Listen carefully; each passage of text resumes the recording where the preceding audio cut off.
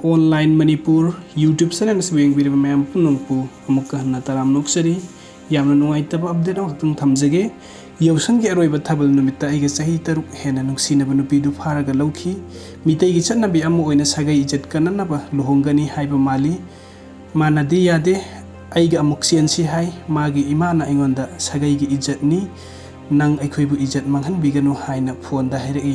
आई करी तौगनी यामना वाई इबानी उनसी हाइ अतुबु आइना माबु उनदना लैरी हेक उनबदा माबु थादोकपा ngamloi हाइबा खंगी माना थबल चोंगबा थोकलमदाइदा आइगोंदा फगी ओइना हाइरमी दादा आइबु सेनबो लाउको मीना फाजखिनी हाइना आइना एग्जाम गी लाइरिक कन्ना पारिङैदा थबल मफमदा चटपा ngamhaude माबु फारगा पूरबा तुंगदा माना लोटना लास्ट कॉल अमा तौरई दादा आई मीना फारगा पूरे हाइना आइदी थाजदे मादी सुमाइना हानासु फगी अनिरक तौरगा आइबु कफनखी आइना नंग हाइदु कनानो हंगबदा असेंगबनी आई नंबोलदा थम्मी हाइरकपदा आई हक्सांगसे वानथगे तौवे ngасidi aigi numit sure o haina khanduna mittagi pi khamba ngamdana tarai mamanaba kharaga yu thaklaga leire aibu kallu la o dada haina kablagi aina ima ipagi mangda kaptuna ikai khangdagi mabu rescue taunaba haije aina moigi mamada phone tauraga manaupa amadi mabung yauna ikoi taret gari ani da satli adubu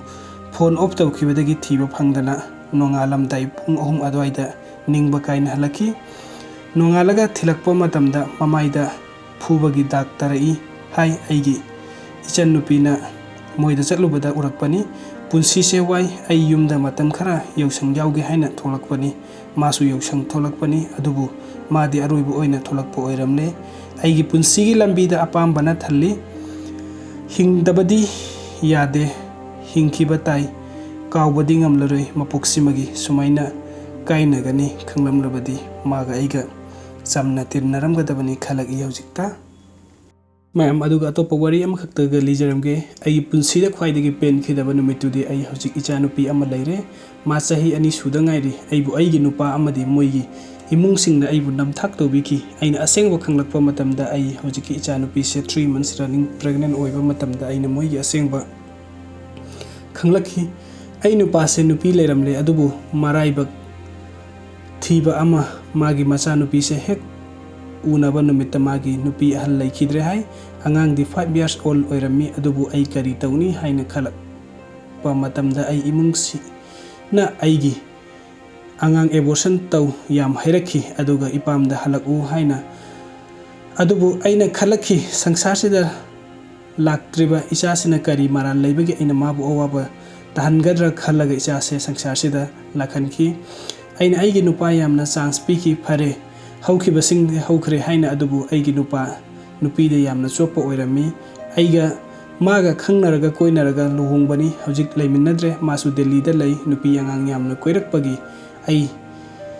इपुआगी युमदा चेलखिबने इपुआसु दिल्लीदा लै हौजिकती single mother अमा ओइरे इचासे मी ओइनबा सेमगे खलगा मागे हानबा माचाना माबु दाचौ कवि आइबुना इनम्मा कवि अदुबु आई इचानुपीना चेचे कवहली आइना इनेमपोकता इमा आइबुदी अंगांग अहलसिना इमा अदुम कौसनु हाइबा मतमदा इनेमपोकना इनम्मा अदुम कौसनु high अदुबु आइना एनी साना पोट खंगदे फिरोल लैबा मतमदा अनिमक चप मानना लैरी हौजिकसु आई इसामक हौजिक दिल्लीदा प्राइवेट कंपनी अमदा थबुक मचा अमा तौरी इचाबु डे केयर स्कूल थमलगा आई खुरुमजरी लाकदौरिबा फ्यूचर सिदा आई इचा अनिमकपु मी अममम ओइनबा सेमबा ngambo oijage haina video sing bibagi damakta mayam pumnangpu amuk hana thagachari nungai rabo wari amadi anobo update ke damakta nuksibiduna channel subscribe to biramu. Thank you so much.